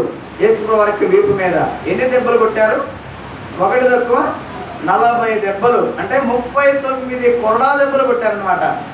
మనకు బైబిల్ యొక్క చరిత్రలో దైవికంగా అంతగా రాయబడి ఉండలేదు, కానీ కొన్ని గ్రంథాలలో క్రైస్తవ పాండిత్యమైన వారు రాస్తూ వచ్చారు. ఒక చిన్న మేకు ఉంటుంది, ఆ చిన్న మేకును కిందకి పాతి, అంటే మన బరిగొడ్లకి బాగుతారు కదా, అలాంటి మేకును ఒక భూమిలో బాతి ఆ మేకు యేసు వారిని కట్టేశారంట. యేసు వారిని అక్కడ కట్టేశారు. ఆయన ఎట్లా కట్టేశారు? ఆ మేకు పొడుక్క లేదు, అది చాలా కురుసుగా ఉంది, ఒక మూర మాత్రమే ఉంది. మూర మాత్రమే ఉన్న ఆయన యొక్క ఆ మేకు యేసుక్రీస్తు వారు ఇలాగా వంగిపోయాడు. అంటే మేకు కింద ఉంది కదా, మనిషి కూడా వంగిపోయాడు అనమాట. వంగిపోయినప్పుడు వీపు ఎట్లా ఉంటుంది? టైట్ అవుతుంది అనమాట. ఇట్లా ఉన్నప్పుడు వీపు మామూలుగా ఉంటుంది, కానీ ఇట్లా వంగినప్పుడు వీపు టైట్ అవుతుంది. టైట్ అయినప్పుడు వాళ్ళు ప్రధాన యాజకులు శాస్త్రులు లెక్క పెడతారు. 1 2 3 స్టార్ట్ అనగానే ఆపకుండా 39 దెబ్బలు కొట్టాలి. కనుక అది ధర్మశాస్త్రం యొక్క పద్ధతి. ఎవరైనా సరే తప్పుడు చేసిన ప్రతి ఒక్కరిని దెబ్బలు కొట్టాలన్నమాట. ఇప్పుడు యేసుక్రీస్తు వారి యొక్క పరిస్థితి కూడా అదే. ఇప్పుడు ఆయన పిలాతు దగ్గరకు తీసుకొని రాబడిన తర్వాత ఆయన మేకులకు అక్కడ కొట్టబడిన వాడే ఆపకుండా 39 దెబ్బలు కొట్టేశారు.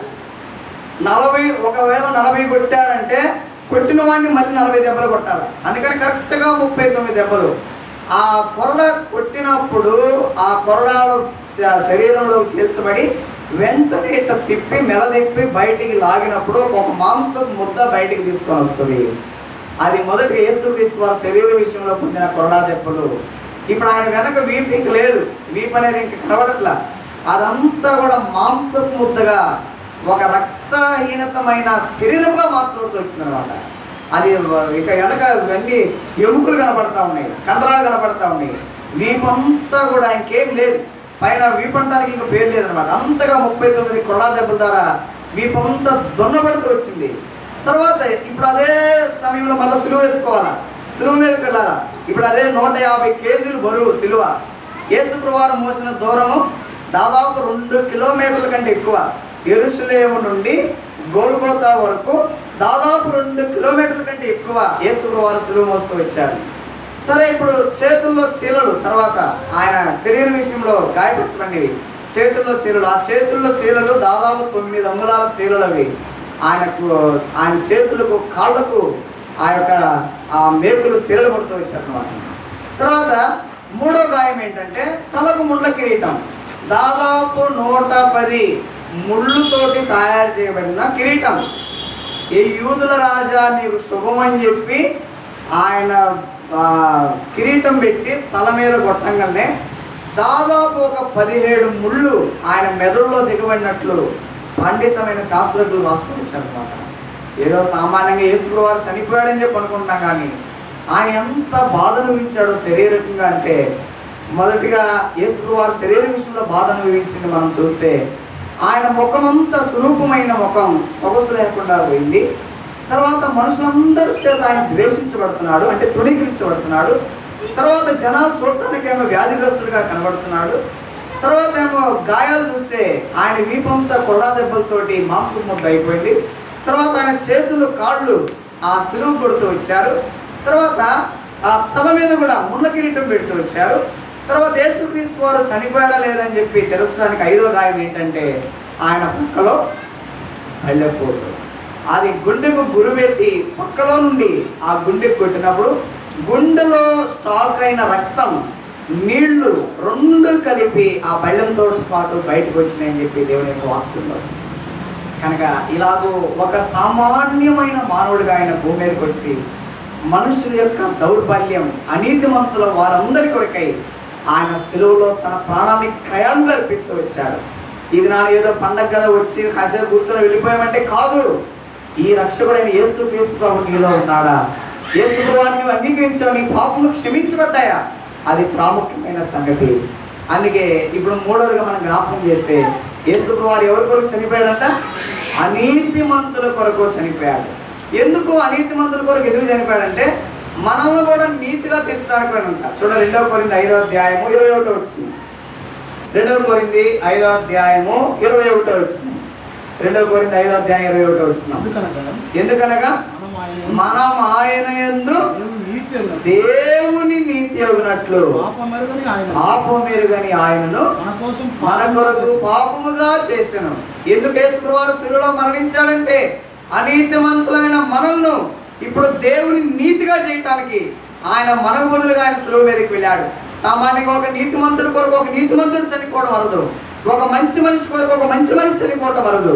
కానీ అనీతిమంతుల మన కొరకై, భక్తిహీనమైన మన కొరకై, పాపులమైన మన కొరకై ఆయన కలశిలో ప్రాణం పెట్టడానికి ఇష్టపడుతూ వచ్చాడు.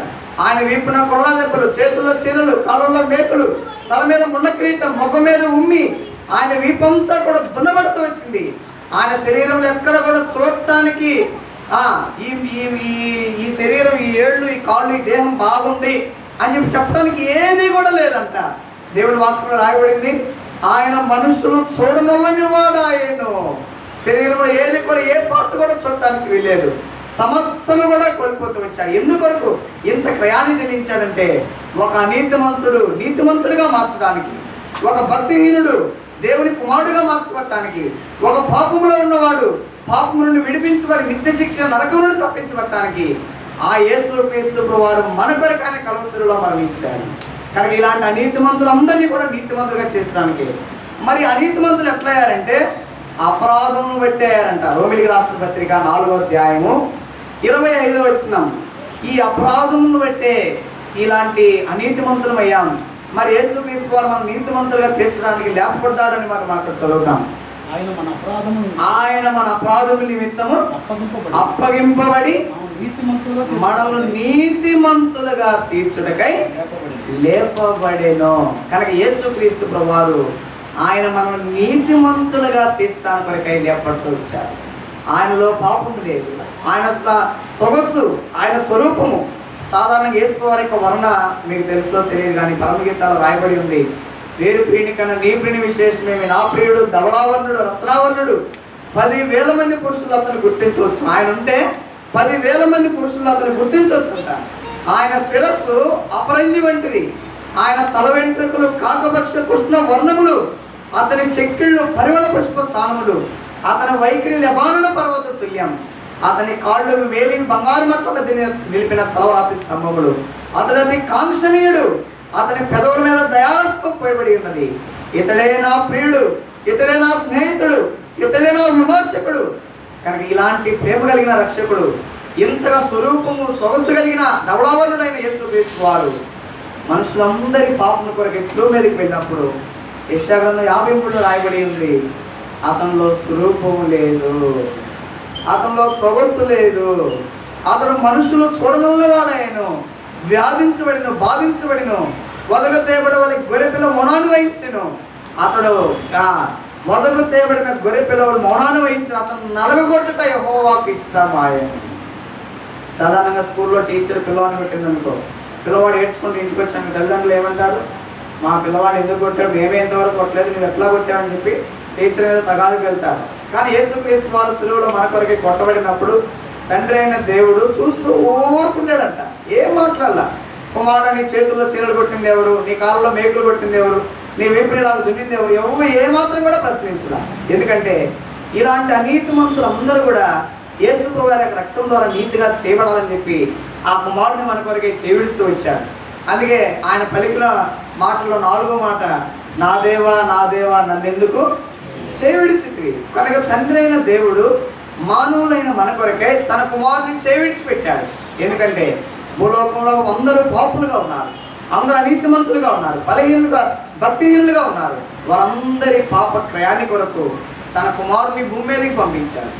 సాధారణంగా యేసుప్రభు గురించి ఏమనుకుంటున్నావు నీవు? యేసుప్రభు గురించి నీకు ఏమర్థమవుతా ఉంది?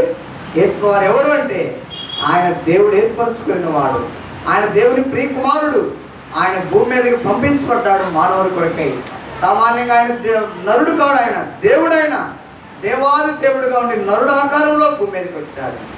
ఆయన మనలాగా నిద్ర తెలుసు, మనలాగే శ్రమ తెలుసు, మనలాగే వేదన తెలుసు, మనలాగే దప్పిక తెలుసు. యేసుప్రభు కూడా సిలువలో దాదాపు 17 గంటల పాటు ఆయన దాహంతో ఉన్నాడు. 17 గంటలు ఆయన దాహంతో ఉన్నాడు ఆయన యేసుప్రభు. ఎప్పుడు ఆయన అరెస్ట్ చేసింది, ఎప్పుడు ఆయన బంధించింది, అర్ధరాత్రి 2 గంటల సమయంలో ఆయన అరెస్ట్ చేశారు. ఎక్కడ? ఆయన ప్రార్థన చేసుకునే ఆ ఒలివ కొండ దగ్గర వాళ్ళందరూ ఆ కత్తులతోటి బుదీలతోటి మొత్తంతో వచ్చి, వాళ్ళకంటే ముందు ఇస్కరియోతు యోధా వచ్చి వాళ్ళందరూ ఆ అర్ధరాత్రి 2 గంటల సమయంలో ఆయన అరెస్ట్ చేశారు. అప్పటి నుంచి కొన్ని స్థలాలకు తిప్పుతున్నారు. పిలాతు దగ్గరికి తీసుకుపోయారు, హేరోదు దగ్గరికి తీసుకుపోయారు, కైసర్ దగ్గర తీసుకుపోయారు, రకరకాల అన్నా దగ్గర తీసుకుపోయారు, కైపా దగ్గర తీసుకుపోయారు. అన్ని స్థలాలు తిప్పారు. తిప్పేసరికి టైం ఎంత అయింది? అప్పటికి 9 అయింది. 9 గంటలకు ఆయన స్లో వేయటం జరుగుతూ వచ్చిందన్నమాట. అప్పుడు 3 గంటల వరకు యేసుప్రభు ఆ స్లో మీద వేలాడుతూ వచ్చాడు. ఇప్పుడు అర్ధరాత్రి 2 గంటల నుండి ఇప్పుడు మధ్యాహ్నం 3 గంటల వరకు ఆయన దాహంతోనే ఉన్నాడు. తర్వాత రాత్రి కూడా ఆయన ప్రార్థన చేసుకోవడానికి వచ్చినప్పుడు ఏమాత్రం కూడా ఆయన మంచినీళ్ళు తాగలేదు. ఆయన వేదనతోటి దుఃఖంతోటి ప్రార్థన చేస్తూ వచ్చాడు. ఎందుకొరకు ఇదంతా యేసు వారికి క్రయాన్ని చెల్లించాడు అంటే యేసుక్రీస్తు వారు పాపులమైన మనల్ని వెలికి రక్షించడం కొరకే, భక్తిహీనులమైన మన కొరకు ఆయన భక్తిహీనత నుండి తప్పించడం కొరకే, అనీతిమంతులమైన మన కొరకు ఆయన నీతినిచ్చి మన పరలోక రాజ్యం చేర్చడం కొరకే యేసుక్రీస్తు వారు మనకు బదులుగా ఆయన శిలువలో మరణించారు. కనుక ఇప్పుడు 3 కారణాలు మనం చూస్తూ వచ్చాం. యేసు ప్రభువారు ఎవరి కొరకు చనిపోయాడు అనేది 3 కారణాలు చూస్తూ వచ్చాం. మొదటిది ఎవరి కొరకు చనిపోయాడంట? పాపుల కొరకు చనిపోయాడు. రెండోది ఎవరి కొరకు చనిపోయాడు? భక్తిహీనుల కొరకు చనిపోయాడు. మూడోది ఎవరి కొరకు చనిపోయాడు? అనీతిమంతుల కొరకు చనిపోయాడు. 4వ చూసి ప్రార్థన చేస్తాం. యేసుక్రీస్తు వారు ఎవరి కొరకు చనిపోయాడు అంటే చూడండి, ఎబ్రీ పత్రిక 2వ అధ్యాయం 9వ వచనం. ఎబ్రీ పత్రిక 2వ అధ్యాయము 9వ వచనం మనం చూస్తాం. ఎబ్రీ పత్రిక 2వ అధ్యాయం 9వ వచనం. దేవుని కృప వలన ఆయన ప్రతి మనుషుని కొరకు మరణము అనుభవించినట్లు దూతల కంటే కొంచెము తక్కువవాడుగా చేయబడిన యేసు మరణము పొందినందున మహిమా ప్రభావములతో కిరీటము ధరించిన వానిగా ఆయనను చూచుచున్నాము. 4వది దేవుని యొక్క వాక్యంలో రాయబడి ఉంది, ఆయన ప్రతి మనుషుని కొరకు మరణం అనుభవించారు. ఇప్పుడు ఆ చిన్నపిల్లలైనా, యవనస్తులైనా, పెద్దోళ్ళైనా, వృద్ధులైనా, లేకపోతే ధనికులైనా, దరిద్రులైనా, ఎలాంటి వారైనా ప్రతి మనుషుని కొరకు ఆయన కలవరిలో మరణాన్ని గావిస్తూ వచ్చాడు. అందుకే చాలా మంది అనుకుంటారు యేసు ప్రభువు చనిపోయింది ఏదో క్రైస్తవ మతాల కోసం వారికేమో అని చెప్పి అనుకుంటారు. కాదు, దేవుని యొక్క వాక్యంలో రుజువు ఉంది. ప్రతి మనుషుని కొరకు చనిపోయాడంట. వాళ్ళు ఎలాంటి వాళ్ళైనా వాళ్ళ కొరకు యేసు ప్రభువు చనిపోతూ వచ్చారు. అందుకే మహిమా ప్రభావంతో కిరీటం ధరించిన యేసు ప్రభువు ప్రతి మనుషుని కొరకు మరణాన్ని అనుభవించడానికి భూమి మీదకి వచ్చినప్పుడు ఆయన ముండ్ల కిరీటం యొక్క అనుభవం గుండా వెళ్ళాడు. సాధారణంగా యేసు ప్రభువు ఎంత గనుడంటే పరలోకమునేమో ఆరాధించబడుతున్నాడు, భూమి మీదకి వచ్చేసరికి ఆయన అందరి చేత తృణీకరించబడుతూ ఉన్నాడు. పరలోకంలోకి వచ్చేసరికి ఆయన మహిమా కిరీటం ధరించిన వాడు ఉన్నాడు, భూమి మీదకి వచ్చేసరికి ఆయన ముండ కిరీటం ధరించిన వాడుగా ఉన్నాడు. పరలోకంలోనేమో పరిశుద్ధుడు పరిశుద్ధుడు పరిశుద్ధుడు అని చెప్పి కేకలు వేయబడతా ఉన్నాయి. భూమి మీదకి వచ్చేసరికి ఏమో సిలువేయము సిలువేయము సిలువేయము సిలువేయము అని చెప్పి కేకలు వేయబడతా ఉన్నాయి. పరలోకంలోనేమో సింహాసనం మీద కూర్చున్నాడు, అంటే తీర్పు తీర్చడానికి సింహాసనం మీద కూర్చున్నాడు. భూలోకంకి వచ్చేసరికి పిలాతు దగ్గర ఆయనే తీర్పరిగా, ఆయన ఒక ఖైదీగా అక్కడ నిలబడుతూ వచ్చాడు అనమాట. చూసారు ఎంత తేడా ఉందో పరలోకానికి మరో తిరిగి భూమి మీదకి వచ్చిన యేసుక్రీస్తు వారికి. ఇప్పుడు పిలాతు దగ్గరికి వచ్చి ఆయన ఒక ఖైదీ, ఒక నేరస్తుడిగా ఉన్నాడంట. అక్కడ చూసారేమో ఒక తీర్పరిగా, ఆయనే తీర్పు తీర్చేవాడుగా దేవదూతలకి, తర్వాత భూలోకం ఉన్న మనుషులకి, రాజులకు, అందరికీ కూడా తీర్పు తీర్చే తీర్పరిగా ఉన్నాడు. ఇక్కడికి వచ్చేసరికి ఒక ఖైదీగా ఉంటూ ఉన్నాడు. పరలోకంలోనేమో యుగ యుగములు జీవించేవాడుగా ఉన్నాడు. భూమి మీదకి వచ్చేసరికి ఆయన చనిపోయిన మానవుడిగా ఉన్నాడు. భూమి మీద ఏమో చనిపోయిన మానవుడు, పరలోకంలో యుగ యుగములు జీవించేవాడు.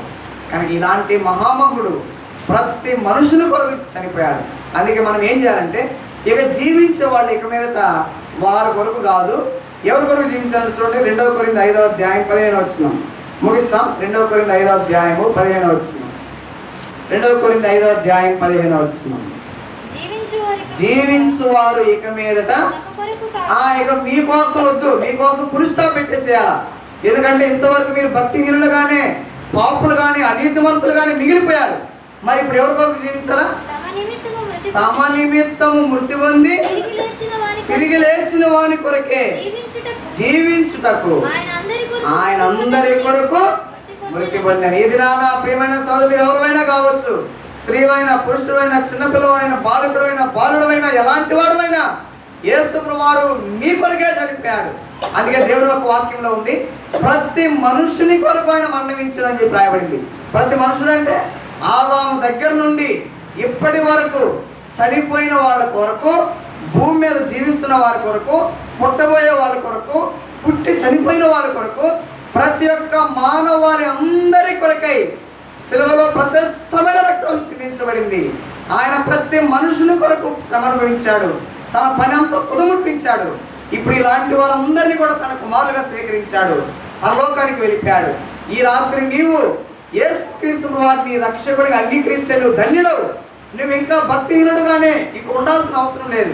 ఈ రాత్రి నువ్వు ఎలాంటి పాపంలో ఉన్న యేసు ప్రభు దగ్గరికి వచ్చి నేను పాపిని, నన్ను క్షమించని చెప్పి ఒక్క మాట అడిగితే చాలు, నీ పాపములన్నీ కొట్టివేయబడతాయి.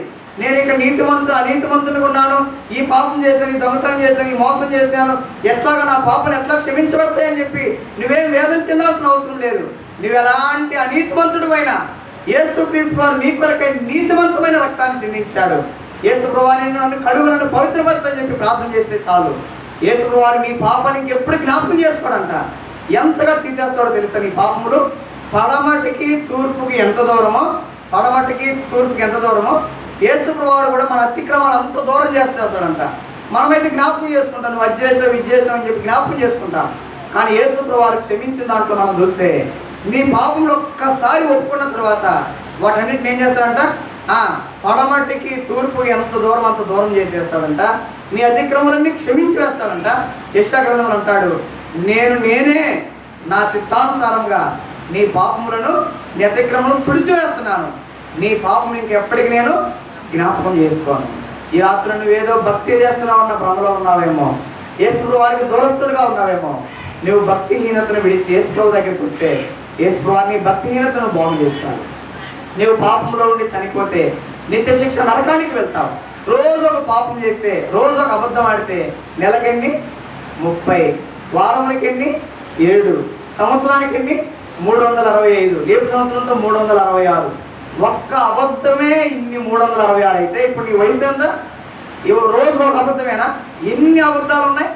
తర్వాత మళ్ళీ తిరిగి ఒక దొంగతనము, తర్వాత ఏదైనా ఒక తిట్లు, మా బూతులు, సొరసొత్తులు, అల్లరితపు నాటపాటులు, ఈ పాపములన్నీ లెక్కేసుకుంటే దావీదు అంటాడు, మా పాపములు ఆకాశంలో అంటుతున్నాయని చెప్పి అంటాడు.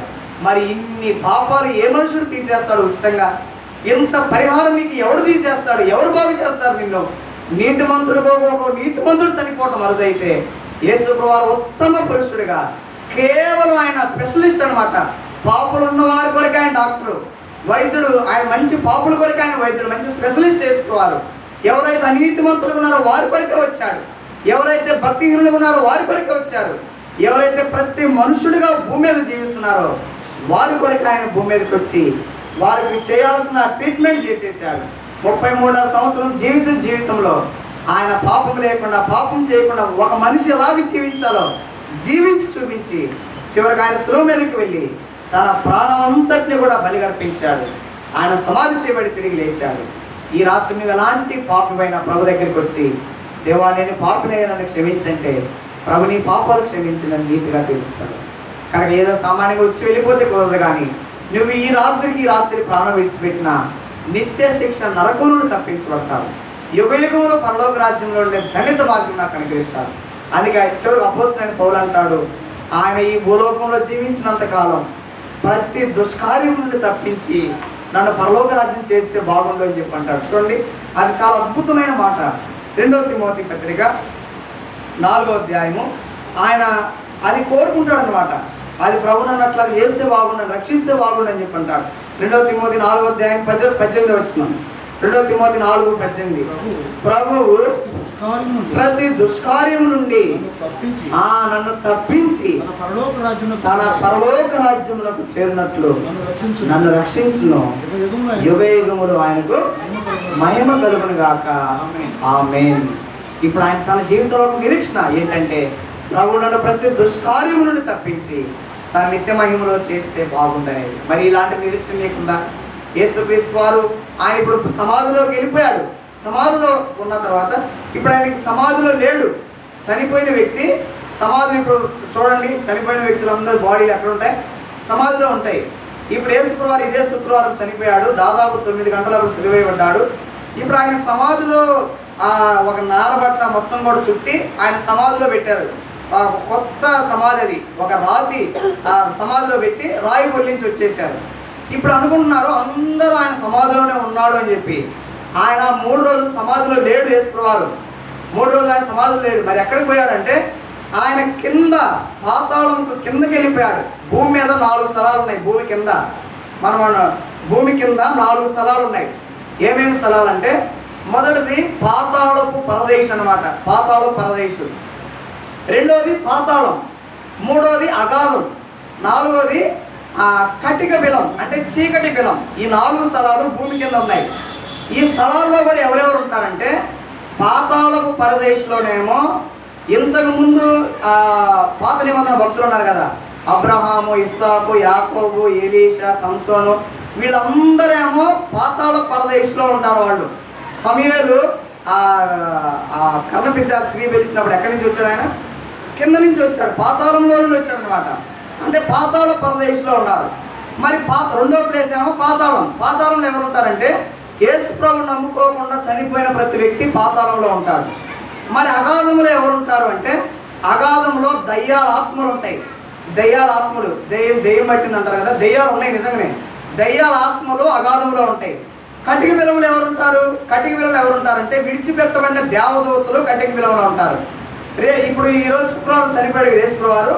చనిపోయిన తర్వాత నేరుగా పాతాళ పరదేశికి వెళ్ళిపోయాడు.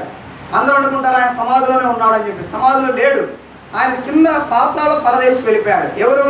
ఎవరున్నారు పాతాళ పరదేశంలో? సంసోను, ఎలీషా, దావీదు ఉన్నారు కదా, వాళ్ళ కాడికి వెళ్ళిపోయాడు అనమాట. వాళ్ళ కాడికి వెళ్ళి వారిని చెరగా తీసుకొని, అంటే ఆ పాతాళ పరదేశిని పరలోక పరదేశికి తీసుకొని వెళ్ళిపోయాడు. ఇప్పుడు పాతాళ పరదేశి కింద లేదు. ఇప్పుడు కింద ఉంది 3 స్థలాలే: పాతాళము, అగాధము, కటిక బిలం. ఈ 3 మాత్రమే కింద ఉన్నాయి. పాతాళ పరదేశిని యేసుప్రభువారు చెరగా కొట్టుకొని వెళ్ళిపోయాడంట. మీకు ఇట్లా ఏదో మాటలు చెప్తే అర్థం కాదు కానీ ఎప్పుడైనా చూస్తే మంచిది. ఎఫెసీ పత్రిక చూడండి, ఎఫెసీకి రాసిన పత్రిక. ఈ మాట చూసి మనం ప్రార్థన చేస్తాం. ఎఫెసీకి రాసిన పత్రిక 4వ అధ్యాయం. ఎఫెసీ పత్రిక 4వ అధ్యాయము 8వ వచనం. ఎఫెసీ 4:8. అందుచేత ఆయన ఆరోహణమైనప్పుడు చెరను చెరగా పట్టుకొని పోయి మనుషులకు ఈవులను అనుగ్రహించని చెప్పబడి ఉన్నది. 9వ వచనం. ఆరోహణం ఆయన అనగా ఆయన భూమి యొక్క కింద భాగాలకు దిగాడు. అక్కడ రాయబడి చూడండి 9వ వచనంలో యేసుప్రభువారు ఎక్కడికి వెళ్ళారంట? భూమి యొక్క కింద భాగాలకు దిగాడు. అక్కడ 2 అనేసి మొదట అని చెప్పి దిగిననియు అర్థమిచ్చుచున్నది. ఇప్పుడు 10వ వచనం. దిగినవాడు తానే సమస్తమును నింపునట్లు ఆకాశ మండలములన్నిటికంటే మరి పైకి ఆరోహణమైన వాడుగా ఉన్నాడు. చూసారా? ఇప్పుడు ఆయన భూమి కింద భాగాలకు దిగి ఆ చెరగా తీసుకొని పాతాళ పరదేశును పరలోకానికి తీసుకొని వెళ్ళిపోయాడు. ఇప్పుడు మనుషులందరికీ ఈవులను అనుగ్రహించాడు. ఇప్పుడు యేసుక్రీస్తు ప్రభువునందు ఎవరైతే నేను పాపునని చెప్పి వస్తారో వారి పాపములు క్షమించబడతాయి. ఎవరైతే ఏదో నామకార్థంగా ఉండి భక్తిహీనులుగా ఉంటారో వాళ్ళు కూడా యేసుప్రభువుని నమ్ముకుంటే మంచిది, వారి పాపములు క్షమించబడతాయి. ఎవరైతే ఇంకా యేసుప్రభువుకి రక్తం ద్వారా కడగబడకుండా అనీతిమంతులుగా ఉన్నారో వారు ప్రభు దగ్గరికి వస్తే మంచిది, వారి పాపములు క్షమించబడతాయి. 4వదిగా గమనించాల్సిన సంగతి ఏంటంటే ఆయన ప్రతి మనుషుని కొరకు ఆయన మరణించాడు కనుక 4వది ఆయన నీ కొరకు ప్రత్యేకంగా నీ కొరకు ఆయన ప్రత్యేకంగా మరణించాడు. ఈ రాత్రి యేసుప్రభువుని అంగీకరిస్తే నువ్వు ధన్యుడు. పాతాళం నుండి నరకం నుండి తప్పించబడతావు. యేసుప్రభు వచ్చినప్పుడు సంతోషంగా నిత్యరాజ్యంలో ప్రభుత్వ పాటు ఉంటావు. అలాంటి ధన్యత భాగ్యం ప్రభు మనకు అనుగ్రహించినట్లు ప్రభు మనకు సహాయం చేయండి. మోకరించి ప్రార్థన చేస్తాం.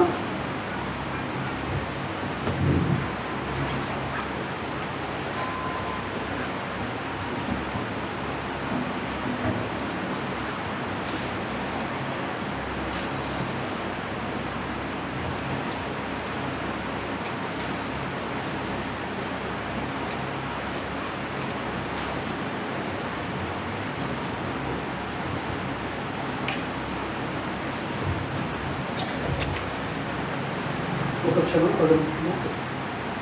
దేవుడు తన దాసుల ద్వారా పలికించిన మాటలు మనం ఇప్పటివరకు విన్నాం. ఇంకెవరైతే సరైన రక్షణ తీర్మానం లేకుండా అలవాటుగా ఆచారంగా ఏదో ఎదగాలి కాబట్టి ఎలాగపోతే అడుగుతారేమో మహోయాపం కోసము ఇప్పటివరకు కనుక అలాంటి అభిప్రాయంతో దేవుని సన్నిధికి వస్తుంటే దయచేసి రాత్రి తీర్మానం కలిగి ఉందాం. ప్రే యొక్క తమ్ముడు చెల్లి ప్రేమేం జరుగుతారు ఎవరికి తెలియదు. ఏడే రక్షణ దినం సమయం ఉండగానే ఆ ధనవంతుడు అనుకున్నాడు భూమి మీద చాలా విలాసవంతమైన జీవితం జీవించాడు. లాజరు అడిగి దరిద్రం అనుభవించాడు. ఇద్దరూ చనిపోయారు. ధనవంతుడు పాతాళంలో యాతన పడుతున్నాడు. అగ్ని గంధకాల చేత కాల్చబడుతున్నాడు. దెబ్బకి చేత చుక్క మంచినీళ్ళు కూడా దొరకదు.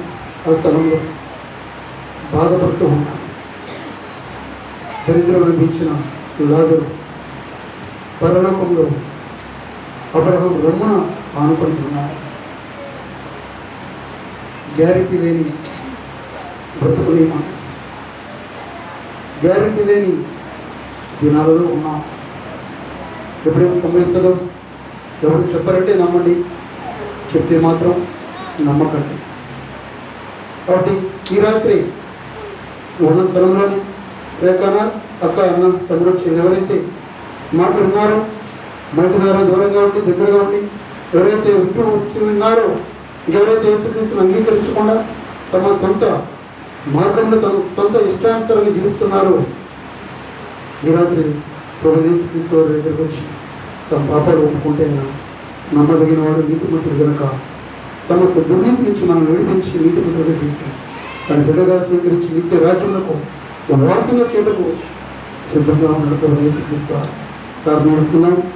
ప్రేమ నమ్మకం గల మా ప్రియ పరలోకపు తండ్రి, జీవము గల దేవ, నీ ఘనమైన నామమును బట్టి వందనములు స్థితులు స్తోత్రం చేస్తున్నాను మా తండ్రి.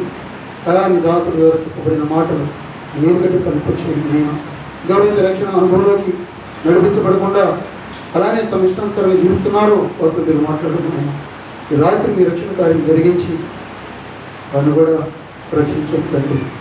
ఈ దినం రాగలిగిన ప్రతి ఒక్కరిని బట్టి పేరు పేరు ప్రార్థిస్తున్నాను. ఎవరెవరు అక్కడికి వచ్చి ఉన్నారు వారికి అవసరతలు ఈ దైనందిన కాలంలో ఆ కార్యం జరిగించి మీ నామానికి మహిళలు తెచ్చుకోండి తండ్రి. ఎవరైతే ఈ దినం రాలేకపోయినారో, రావాలని ఆశ కలిగి ఉండి రాలేకపోయినారో రకరకాల కారణాల వల్ల మరొక దూరం వారిని సన్నిధికి నడిపించండి. అయినా అయా సహాయం చేయమని సంఘాన్ని సహవాసాన్ని మీ గొప్పలకు అప్పగించుకుంటూ క్షమాభివృద్ధి ప్రవేశించమని మరొకసారి మీ దాసులు మా మధ్యకి నడిపించి అయా ఈ అమూల్యమైన మాటలు మీ దాసుల ద్వారా పలికించిన మీ ప్రేమను బట్టి కృపను బట్టి వందనాలు స్తోత్రాలు తెలుస్తున్నాం. దాసుల యొక్క అయా ప్రయాసమైన ప్రతిఫలం తెచ్చి నేను దాసులు చేసిన ఉద్యోగంలో రాకపోకలు మీ సన్నిధితో కావచ్చు మీ దూరం కావాలి సహాయించండి. దాసుల ద్వారా వచ్చిన మరొక మా ప్రియుని బట్టి ప్రార్థిస్తున్నాం. ఆయన దాసులు చేసిన పనులకు సన్నిధితో కావచ్చు మీ దూరం కావాల్సించిన మా ప్రభువు మా రక్షకుడు మీ ప్రియ కుమారుడైనటువంటి యేసుక్రీస్తు వారి ప్రశస్తమైన నామమున అడిగి వేడుకొని ప్రార్థిస్తున్నా మా తండ్రి, ఆమేన్. అన్న ప్రార్థన చేస్తారు.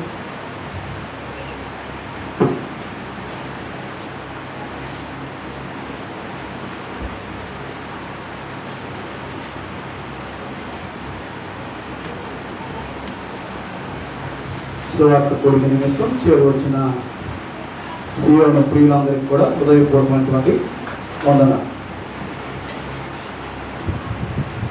మరి ఆదివారం ఉదయం 10 గంటలకు ఈస్టర్ వర్షిప్, ఆదివారం ఉదయం 10 గంటలకు ఈస్టర్ వర్షిప్ ఉంటుంది. అలాగే ఇప్పుడు రాజా కుమార్తె షారోను మరి ఈ దినం పుట్టినరోజు సందర్భంగా అన్న 2 మాటలు ప్రార్థన చేస్తారు.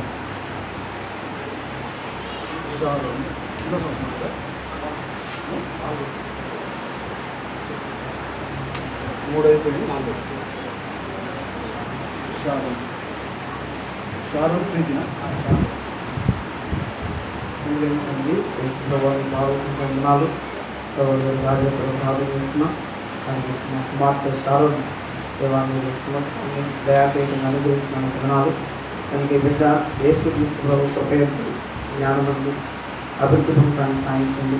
తన బ్రతుకు దినములన్నీ పాక్షులతో నింపండి. ప్రభా యేసుక్రీస్తు ప్రభు వలె దేవా మీ జ్ఞానంతో మీ యొక్క పునరుద్ధాన శక్తితోటి మీ యొక్క ఆశ్చర్యమైన కార్యములతో బిడ్డ నింపబడి మీ కొరకు సాక్షిగా వర్ధిల్లడానికి సహాయపడండి. మీ కృపలో వర్ధిల్లడానికి సాధించండి. 45-11 సంవత్సరము మీ దయాకిరీటం ధరింపజేస్తున్నాం. మీ జాడలు సార్లు ఎదురుచున్నవని మీరు ఇచ్చిన మాటను బట్టి స్థుతిస్తున్నాం. కనుక ఈ బిడ్డకు ఇచ్చిన సంవత్సరం యొక్క బహుమానాన్ని బట్టి చూపిస్తున్నాం. ప్రభావ గర్భఫలం యెహోవా ఇచ్చు బహుమానం కనుక కుమారుడు యెహోవా అనుగ్రహించే స్వాస్థ్యం కనుక మీకు ఇచ్చిన స్వాస్థ్యం మీ కొరకు పెంచడానికి కూడా సహాయపడమని ప్రార్థిస్తున్నాం. తల్లిదండ్రులు కూడా యేసుక్రీస్తు ప్రభువులో నాటబడి ఆ బిడ్డను పెంచే విషయంలో కూడా మంచి జ్ఞానంతో మంచి చర్య తీసుకోవడానికి సహాయపడండి. ఆ విధంగా ప్రియ కుటుంబం అంతటి మీరు దీవించినారు. ఈ బిడ్డ అంచెలంచెలుగా యేసు ప్రభువులో ప్రభావ బలాభివృద్ధి చెందడానికి సాధించండి. వయసు ఎందు జ్ఞానం ముందు అభివృద్ధి పొందడానికి సాధించండి. బిడ్డను మీకు అనేకంగా స్థలాలు అప్పగించుకుంటూ యేసు ప్రభు నామంలో ప్రార్థించి అడిగి వేడుకుంటున్నాం తండ్రి.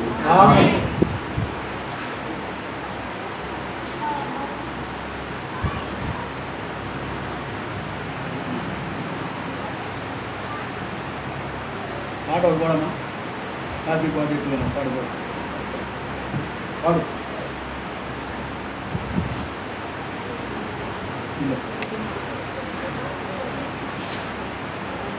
ఇదో పైకి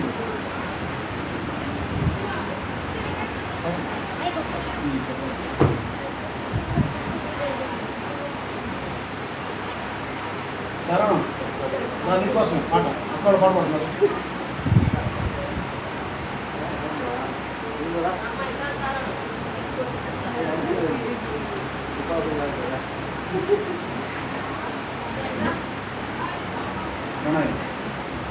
పాడండి.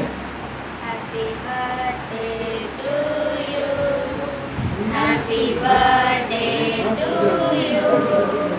Happy birthday to Sharon. Happy birthday to you. May God bless to you. May God bless to you. May God bless you, Sharon. Happy birthday to you. Many blessings to you.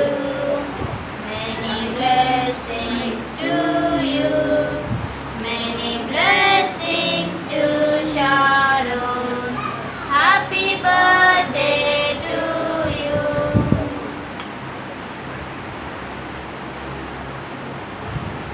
ఈ సమయంలో ముగింపు ప్రార్థన చేసి ముగిస్తారు.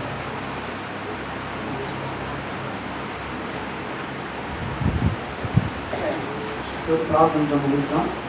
ఇంకరిగిన మా ప్రియ పరలోకపు తండ్రి యేసు ప్రభువాని పాదకుల వందనాలు స్తోత్రాలు.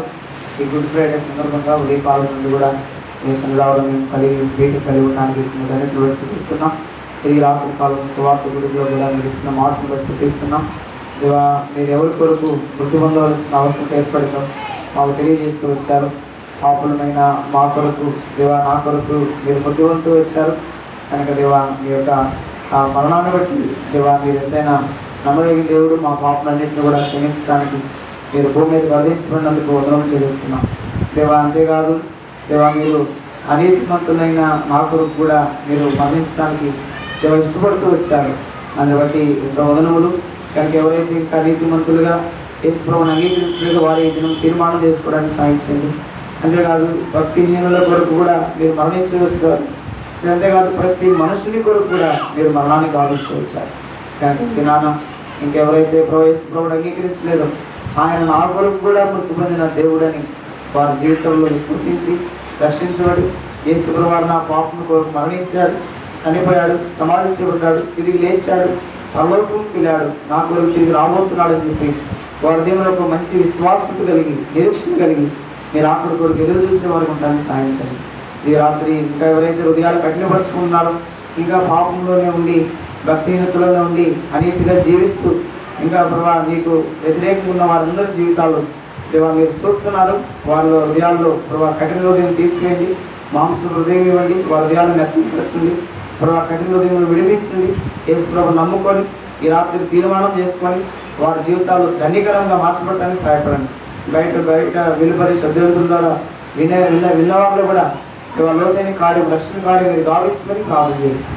చెప్పండి మాటలు నీ ఫలింపులో తీసుకోవడానికి అనేకులు విన్నవాళ్ళు లోతైన కార్యం జరిగించింది. ఇప్పుడు సాధన కూడా ప్రార్థన చేస్తున్నాం. సంవత్సరాన్ని దయాగీడికి ఇచ్చినందుకు వందనం చెల్లిస్తూ ఈ దినమంతటి పరిచయలో సహాయపడినందుకు వందనాలు. ఈ విధంగా మీ ప్రభుత్వంతో కలిసి విధంగా ప్రార్థించడానికి మీరు అపార్ట్మెంట్ నాకు ఇచ్చిన తరుణాన్ని బట్టి వందనం చెల్లిస్తూ మా ప్రభువు రక్షకుడైన యేసుక్రీస్తు వారి పరిశుద్ధమైన నామమును స్తుతించి ప్రార్థించి అడిగి వేడుకుంటున్నాను తండ్రి. ఆమేన్.